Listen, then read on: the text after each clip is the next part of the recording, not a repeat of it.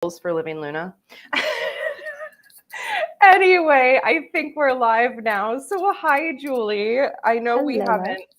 haven't actually gotten a chance to talk one-on-one yet. So I'm excited to just have this conversation today and trust that whoever needs to hear it will hear it. But that might mean that new people are hearing it. So can you go ahead and introduce yourself, and then I'll introduce myself. Well, thank you. I would love to. And I'm excited for whatever becomes of this magical connection. Yes. I'm Julie Palmer. One of my best friends tagged me with the best way to describe me. She said, Julie is human glitter. And so I run with that because I think it's perfect. And within that, right, when I'm with you, you're going to feel all sparkly and good, I hope. And then that will be left after I leave our one-on-one connection, just like glitter. You can't get rid of it sometimes, right? And it shows up in the oddest places, well after the fact. And that's my desire, is to be human glitter. And I love that. The whole, just showing up after the fact. That's right. Got some stuck in my face now.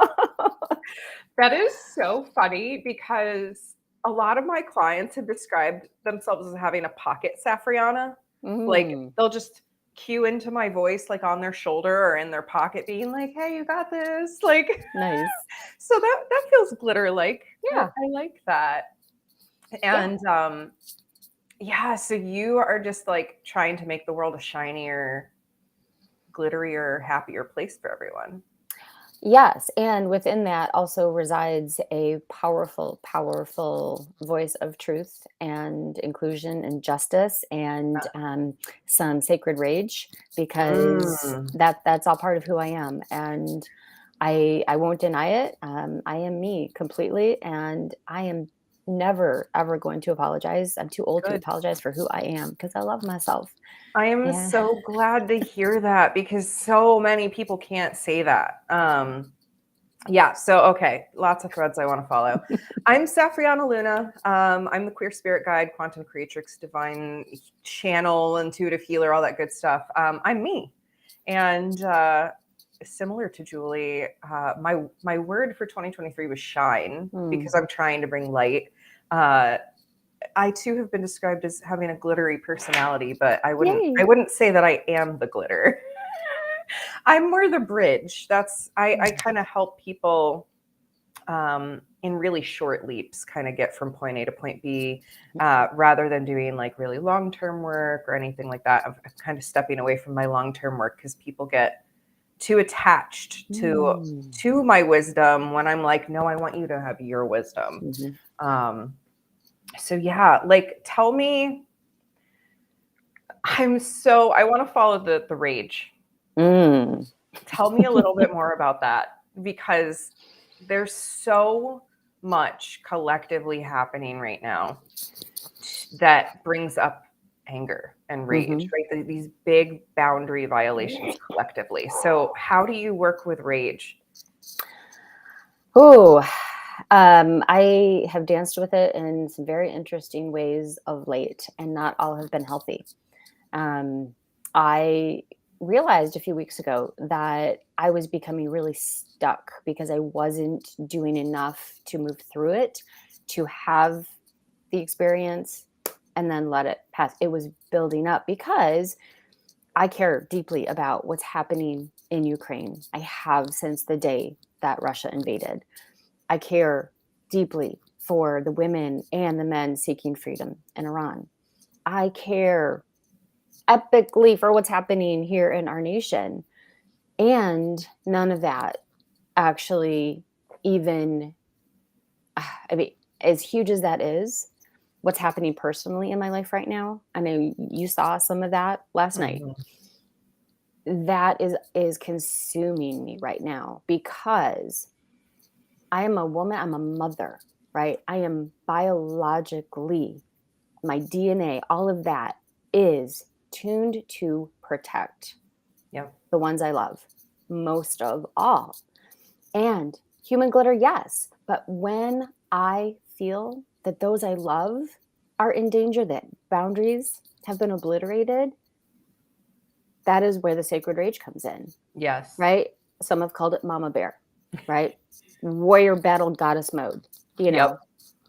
whatever. And I feel like I am a little armored up, right? Because I've got my sacred symbol with me today, the serpent, in my rings, on my tattoo, right?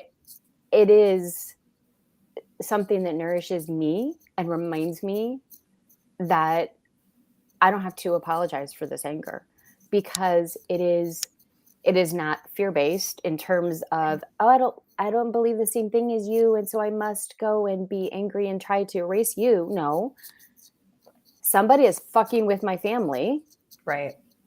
and that is what matters most to me. Yeah.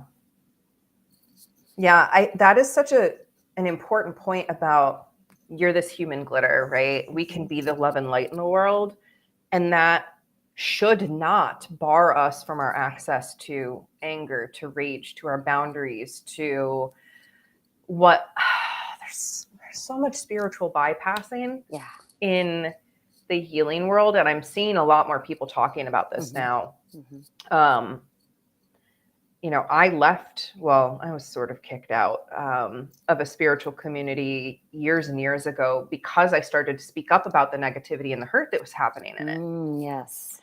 And I remember once I was kicked out of it, like there being this moment of just absolute stunned confusion of, wait, why aren't we honoring the darkness? Why aren't we honoring the boundaries? Why aren't we honoring the anger, the sadness, the hurt?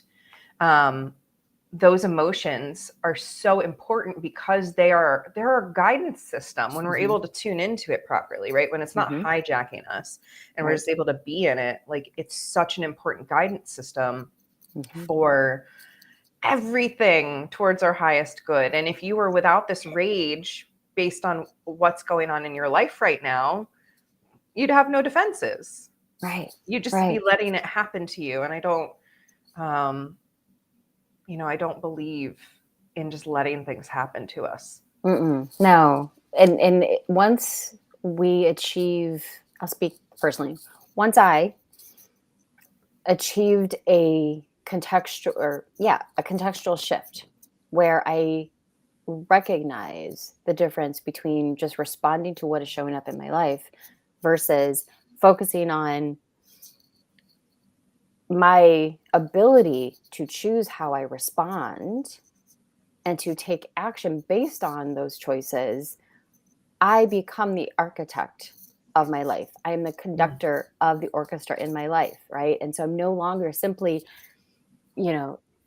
floating along in the river of life, bumping into everything, right? Oh, look at that big rock. Oh my gosh, a fish just bit my toe, right? And no, it's, I am here. I'm going to stand up against the current, and I am going to decide in this moment who I am, how I respond. Hey, fish, I hope it tasted good. That's fine. That doesn't affect me, right? And that rock, I'll stand up on that rock. My voice will become louder and clearer, right? And that was the choice I had last night when something happened, right? Couldn't control the lies that led to somebody trying to keep me from taking care of my mother, to remembering who I am. Yeah. And knowing that matters less how little sleep I got last night. I was able to scream into my pillow and rage and get a lot of it out. Good.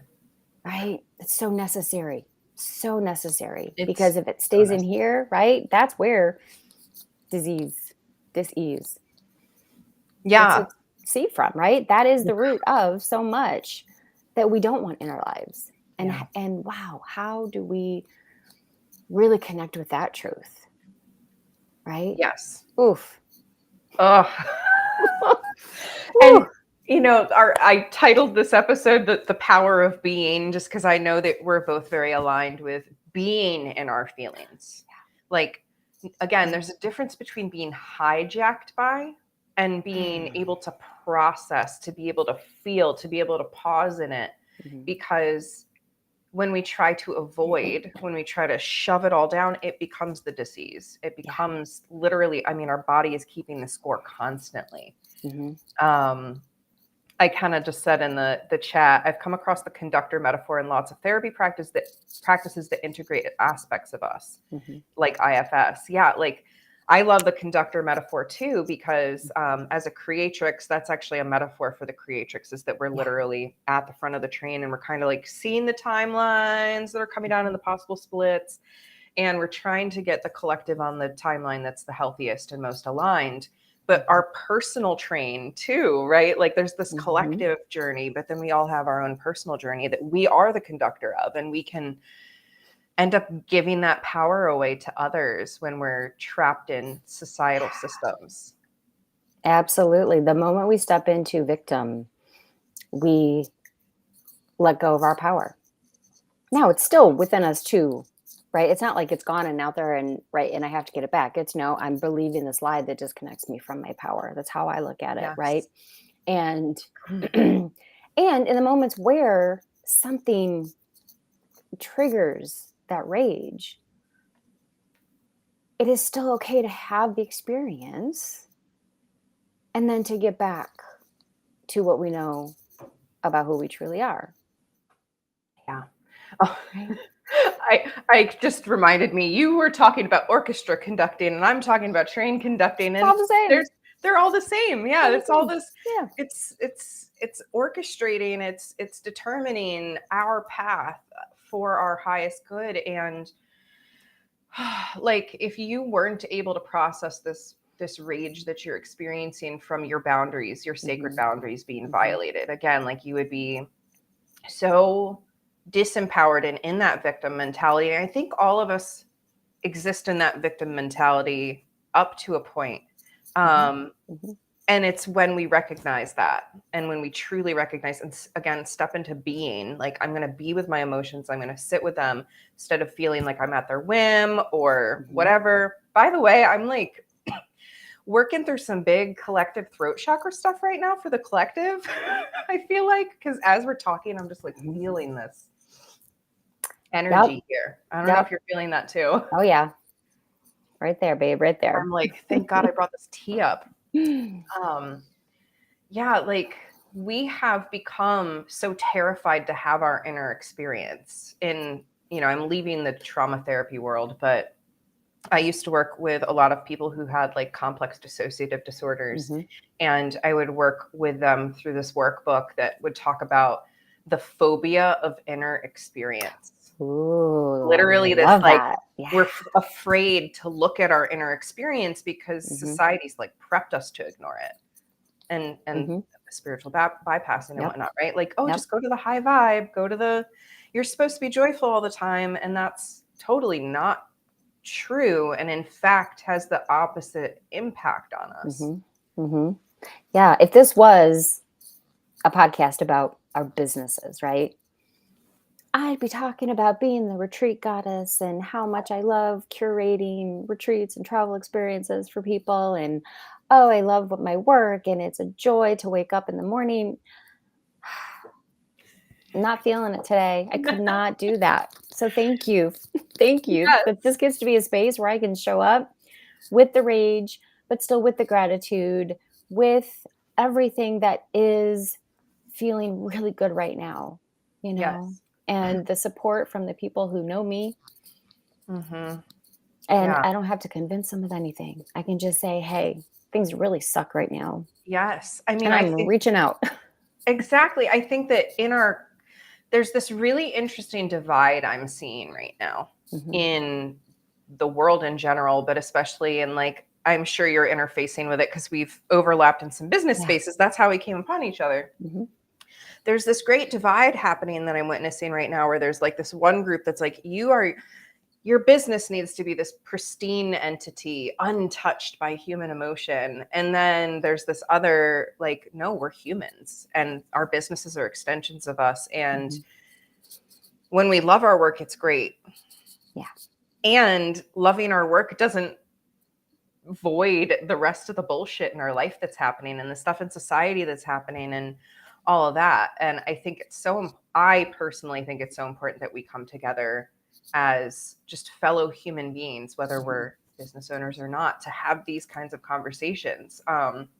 When I don't know if you know anything about human design, but like Yeah. I'm a responder. And the first in this series of calls was because someone reached out and was like, "Hey, how would you feel just hopping on live and like having a conversation about whatever?" And I was like, "Sure." Ooh. And then I was able to respond to that. And I was like, "Oh my gosh, we need to have more spaces where Mhm.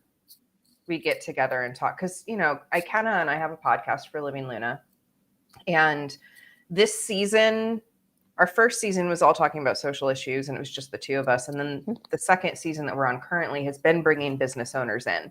So a lot of it has been business talk, but I feel like we need to talk more about ourselves and the struggles that we go through that impact us. And then the people that want to work with us are going to come to us because they're like, you were honest in the way I needed to receive honesty. Mm-hmm.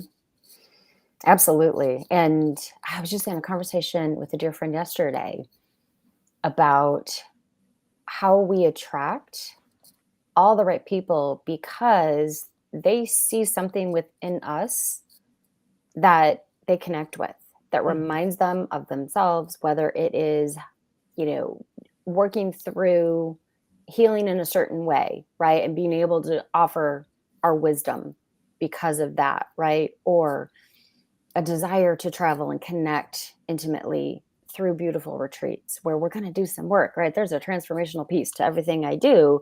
And so it's not just, oh, look at us, goddesses in this beautiful space in France or Greece or wherever. No, no, because I can't serve people that way. Right. I can't. I can curate a great travel experience if that's what people love, and I will serve those who show up that way. Awesome. Thank you, because it's still joyful and fun and delicious for me. But when I am designing something that has come from inspiration deep within my soul, it is not going to be all joyful butterflies and rosé all day. Right.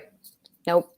That's Nope. not the human experience. It's Right. just, it's not the human experience. And I think it is so essential, going back to the being in the anger, being in the sadness, being in the whatever, so we can feel it in our energy, because it does have the capacity also to spring load us into, the exact opposite. Mm-hmm.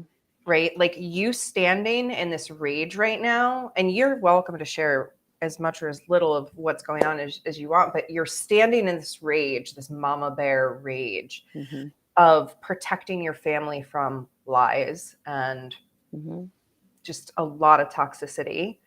And because you're standing in it, you're being with it and you're feeling it, when you get to the other side of this, the joy, the happiness, the connection is going to be all the more profound because you kind of built this charge by It allowing is, it. yes, it's the fuel that I will require to move through this from a place of personal power, knowing that truth is on my side, that justice will happen, even though right now it kind of sucks, And yeah, I will share a little bit, because anyone who's dealing with caring for their parents as they age and dementia sets in, it is hard. It is hard to navigate that while still raising my children and being mom to all 6 of them and in a beautiful relationship with my husband, right? Caring for a parent who isn't even experiencing cognitive issues is it's incredibly honorable work, and it is hard as hell. And when someone shows up to interrupt the quality of care, the peace that is absolutely necessary within a household for a caregiver who's loving and beautiful and kind and is absolutely functioning in his role as husband, guardian, spouse, caregiver, the interruption and the emotional abuse, the threats that are coming from this other person have worn down the beautiful caregiver and affected the quality of my mother's life. Truly, Wow. truly. And now has temporarily lied to a judge to actually get her to sign a PPO against my husband and against me. Wow.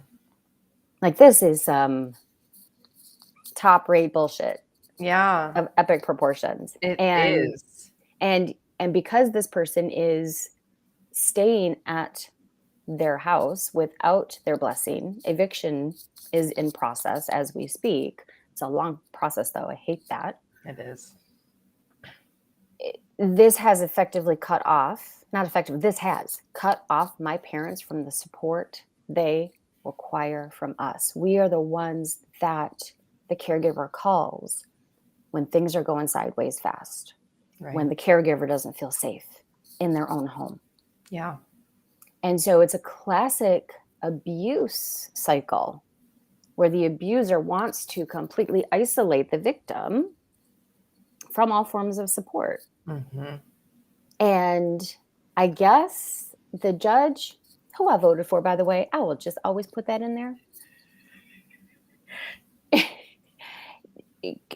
I just don't know how she didn't call for a hearing before she signed off on it. But that's okay. That's okay. You know, I if she wants to be as protective as she can and to cover her ass. Right. Right. And anybody who knows my husband, anybody who knows me, knows that it's impossible for us to lay a finger on anybody else in an angry, violent way. Right. Right. I'm human glitter. It's impossible. And I know this person. I know that this person that I won't even, y'all can fill in the blanks you want, but I know enough that I have all the video evidence I need. And so I stand in my truth today, Yeah. having been really, really angry last night, raging last night, because I get to decide who am I being today, right? Yes. Stepping into the ways of being that align with the outcome I desire. And Yeah. that is standing in the power of the goddess who I walk with every single day, who is on the side of justice and truth. Yeah. And it will happen. And it's going to take time. But you know what? Okay, I surrender to the time. I can't control that. What I can control. We don't love time. Ooh, sometimes, yes, our funny selves decide that we can control it in any way, shape, or form. Yeah. And then we're reminded that. You know, there's so much in what you just said that I feel like is like just needs unpacked so much as a society, because, you know, this person who has effectively cut off your contact from your parents obviously has some very unresolved trauma that they are enacting on the entire world around them and this whole family system. And by not being able to be in their own being and be empowered to feel all of the shit that's going on in here, they're cutting themselves off from being able to heal. They're cutting themselves off from being able to be in relationship. They are effectively cutting themselves off from positive experiences. Absolutely. You nailed it, because you understand exactly that human experience, having, being in the work that you do. And that's what is really sad. And I can feel sorry for this individual who seems to have destroyed all the relationships in his life and no longer, at least for right now, isn't able to maintain any of the pretty impressive jobs he had, affecting international policies. Yeah. And all that stuff. So, it is, I thought, what could have been an alternative to our reality? Not that I stay in that place, but it's about the missed opportunity, right? Yep. Had this person not been affected and shown up in all the unhealthy, awful ways, what a remarkable life. Yeah. It could have had such a remarkable life. Yeah. It's so interesting for me. I'm out of many, many, many years out of a domestic violence situation. And I look back now on all of the experiences that I went, well, I've been in more than one domestic violence situation, if I'm being perfectly frank, but looking back on them, I recognize all the ways that trauma, right, was impacting me and the people involved in the situations, and that trauma is this massive global issue. It's impact, like, it's in our blood, it's in our DNA at this point, because we've had so much racial trauma, we've had so much sexism trauma, we've had so much body-based, physical traumas, not to mention just everything that's happened historically, and in recent times. And yet we don't talk about the impact. Like, what would happen if we were even, well, public school's never going to do it as public school currently is. I was also a public school teacher, and I have a lot to say on that. But just our failure to provide ways to talk about our feelings is crippling to us, and it is tearing families apart. And you're literally standing in this right now, where you've been able to do your own work around your stuff so that you can be with, the rage and the gratitude, right? That's, I always do this with my clients, like holding, I've heard a quote, I don't remember where it's from, but basically the enlightenment is being able to hold like positive and negative emotions simultaneously, basically. And when you can do that, the whole freaking world opens to you, because you can be like, wow, I'm having a really, really bad day over here. I'm standing in my rage. Wow, I have this beautiful family right here I can hold and hug and be close to. And you can experience both, instead of, I'm in rage and I need to take it out on everyone around me because I'm a victim and I need to prove my worth. And so all of this over here is inaccessible to me because I'm so in this. Right. And it's just this giant disservice to everyone that we don't have that information of how to hold this more readily available to us. I think you just touched on something that is at the core of what the world needs right now. And I love that you just, we are not going to tackle public education, but I will share this fun little imaginative moment that occurred a couple of weeks ago when I had a conversation with a friend of mine who is on our local school board. And we have a school building that has been empty and vacant for a number of years due to some consolidation that happened. And so they've started talking about, what are they going to do with this building? And she posed the question to me, what should we do with that building? And the most delicious what if idea popped into my mind. I said, what if we created a K through 12 school in one building that had the number one focus of mental well-being? Oh. Whoa, right? And that everything folded up under that and was informed by that and aligned by that. All the curriculum, right? Everything. I'd go back into teaching. I loved teaching. I know we're not here to break down public education, but now we're on the topic and I'm feeling my feelings, the power of being in my feelings. Like, I did mindfulness Mondays with my students. I was an 8th grade English teacher for most of my career. Ooh, yeah. Yes. 13 and 14-year-olds, 35 of them at a time. I think I had like 160 students total. Oh gosh, and it grew every year. Like, it's a mess, but again, but mindfulness Mondays, they blossomed in it. They would look forward to it because they didn't want to be in there doing papers all the time. They wanted to be able to attune into themselves. I remember doing I just did like a meet one of your spirit guides animal meditation for them one day, and afterwards we literally broke down the symbolism of all the animals, and these kids were like, so excited and so thrilled and so empowered by, wow, I got giraffe and giraffe teaches me this, and like when we have all these tools for healing, and again, just being in the feelings, knowing that it's okay to be in the feelings, everything changes, and our capacity to learn and grow expands tremendously. God, what would happen if we had a school like that? Yep. I'm just holding that juicy energy of just imagining what that would be like. Mm-hmm. So good. Exactly. And maybe, right? Who knows? Who knows? And that's okay. That is as much as I do. Well, back to human design, I'm a manifesting generator. I am too. And so, oh, this idea, this idea, this idea, this idea. Oh, look at all those Yep. shiny things that I could do. Ooh, I have learned to appreciate the, ooh, isn't that fun? And wouldn't it be playful and lovely? To then set it aside and say, that's not for me right now. Tell me more about how you've discerned. How can you discern when it's not time right now, or if it's never going to be time in this lifetime? How do you figure that out? Ooh,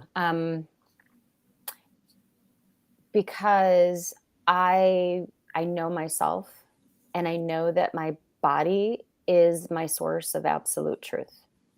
And when I shifted my business from events and weddings and a lot of local stuff and shifted my focus to become the retreat goddess and step into this beautiful, more divinely inspired work, I vibrated at a different frequency. Mm-hmm. And the downloads from the moment that first download happened to all that have come after, I have tapped into something far greater in my life than ever before. Yeah. And so the power of the vibration that I feel within me is the greatest guide I have to where I truly get to show up and serve. Yeah. And that's that power of being, right? Yeah. Being able to feel the vibration, Mm-hmm. feel the moment, feel the path. Mm-hmm. Mm-hmm. And even with all of that, I'm experiencing something really interesting right now because I've been looking at how anger is showing up, right? That sacred rage in all the places it is. And I'm starting to wonder if, even for a little while, if I could align my gifts in a way that serve the shift that needs to happen in our nation right now. Yeah. And I think about my event planning and production skills, right? I've launched festivals that have been very successful. I've got this sweet spot of big production skill set stuff. Okay. Would that be better serving my desire for humanity and where I desire our country to go, to align myself with the ones who have collectively a greater power to see that through? Mm. And that's really interesting. This is the first time I'm speaking about this, beyond a little conversation I just had with my husband a couple days ago. And I don't know if that's going to amount to anything. Maybe it will. And wouldn't that be lovely that I could really be the ally that I know I am in a greater way that truly serves this collective vision of a more loving, just, and inclusive world. Yeah. And that's such an important mission. And I'm all about collaboration. So we might need to have another conversation. Yes, absolutely. With a whole lot more planners involved. But yes, Yes, like how can we use our gifts? And this is one of the number one pieces of wisdom that lately just wants to channel through me constantly is the most important thing you can do for collective healing is to heal yourself. Oh, yes. And when you are working on, and I have this, I call it healing versus healed in healing, because I think that we reach a stage where like we've healed enough to know it's never going to be perfect. Mm-hmm. We're never going to be happy 24/7. We're never going to be trauma free. So the healedness is just knowing that and loving ourselves anyway. And then we keep healing, right? Mm-hmm. So when we reach that point and we're pouring into our cup first, we're showing up for ourselves first, and we're shining our gifts, right? You're opening the channel, you're able to get these downloads, you're able to have these profound moments. That's when we get this clarity on where exactly we can impact humanity for the better, because you're in your power, you're in your passion. So I'm all about it. Now, I'm not going to say, yeah, go into it 24/7, make this your whole life. No, but to be able to give that gift back, even for like one event every 2 years or something, that you pour your passion and your heart and your soul into for making the world a better place, like that would have a tremendous impact versus you, again, grinding away and feeling like you have to make that your whole life and do that all the time. I really appreciate you saying that. And being someone who is courageous enough to look at my privilege as a white woman, and how even thoughts, and I remember having the thoughts that I had to do something, I had to create something all on my own, right? That very unhealthy colonial capitalistic mindset. Absolutely. That what I'm feeling now is not that. It is, and you said it first, collaboration. It is steeped in collaboration and service. Yes. And I don't want to create it on my own. Hell no. And channeling my inner Billy Porter, bitch has got to get paid. Yes. Right. And so I am worth it. Yes. To actually see if this could become something that I get paid to do. Yes. Because I get to feed my family. I get to help pay for my daughter's study abroad semester in Japan this fall. Yay. That sounds so amazing. Right. And I get to contribute to my household and as an equal partner, financially as well. And it feels so good to be able to say that now, where there's been times when I wasn't exactly this. Right. And and it's an energy exchange, right? And so yes, I can command the fees that I charge for the retreats that I design and host, and there is service in that energy exchange. Absolutely. Coming from coming from the public sector and public schools into agency and nonprofit and then insurance therapy work, like there's no valuing us in a way that we can actually sustain ourselves in those careers. And I'm huge. I need to leave the therapy world now because I'm at that stage. Ooh, we've got a little anime here going on here. We're at the stage where I literally can't hold my tongue when it comes to like the whole 9-to-5 job culture. I'm literally like, I can't tell you that it's ever going to get better. Like that's impacting your mental health because the system is literally designed to drag you down.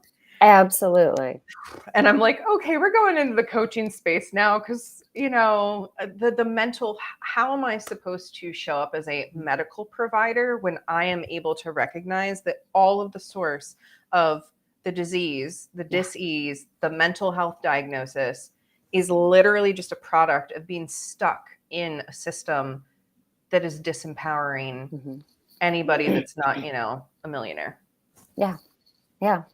Absolutely. And waking up to a deeper truth that is only allowing us to finally see the way forward, which is nobody's coming to save us. This is our work to do, each and every one of us. And, I've been a student of the work since 2016 and, transformational personal growth, that kind of work I speak of. And the stories, the empowering stories of all it would take to shift humanity were pretty inspiring, and some say that it could take 2% of the whatever population to shift. Right? Yeah. Ooh, okay. Sign me up. Yeah. Right? I mean, and that's where the collaboration comes in, because I really think about webs. I'm creatrix. I see everything as like webs and interconnectedness and, flow charts and all that good stuff. But if I, as one person, can do my healing work and impact even, let's just say 3 for the sake of me being able to do this on the screen. And then each of those people then goes and impacts 3. And then each of them goes and impacts 3. Like the branching gets so, like, it's rapid. Yes. Whereas when we're when I'm stuck in this system where I have to be burnt out in order to make ends meet, right? Which is my impact on those 3 people is like 5% of what I'm able to give. So those 3 people aren't going to go impact 3 more people because of the impact that they've had from me. They might impact one other person, or maybe it really helps them. Yay. But like the impact kind of stops there. And when we can collaborate and we can have an impact on more people, that's why these live conversations, I'm like, we just need to be having these conversations publicly because there are people that need to hear them. There are people that need to hear them. And maybe they don't have the resources to go talk to a coach. Right. But hearing something mindset wise on, you know, a podcast or a call or reading something might be the spark. But anyway, you know, when we're able to really concentrate our energy, our healing energy, and really have an impact on a group of people, it does start to ripple out. And yeah, I think that as low as 2%, like if 2% of the people in the world right now stood up and said, we're not doing it the way we used to. Like the system itself would begin to crumble because it's only functioning because so many of us are in it. The moment those of us running it, like on the grunt level, right, step out of it, it's all going to fall apart. Oh, and I'm here for it. Me too. I'm here for it. I'm like, yes, burn the whole system down. It is, we've been very spicy in my polycule lately because, we have a lot of kitchen table conversations about capitalism and whatnot. And we've been having a lot of talks about how the system is not broken. It's working as intended. It's working as intended by those in power to keep them in power. Yes. So it's not about fixing the system and improving it. It's about dismantling it and rebuilding it in a way that it can serve everyone. Absolutely. And, you know, and I say this in a very loving way. I have 6 children, y'all. I have helped to raise them to be exquisitely beautiful, joyful, hardworking, loving, inclusive, justice-seeking humans in this world. So I've curated, call it my basketball team, my own little army, whatever you want. You got your squad. I do. And this, I've been really intentional with my husband on how we have raised these children. And I'm not here to say I'm doing it all right, because I make mistakes all the time still, and they will let me know. Good.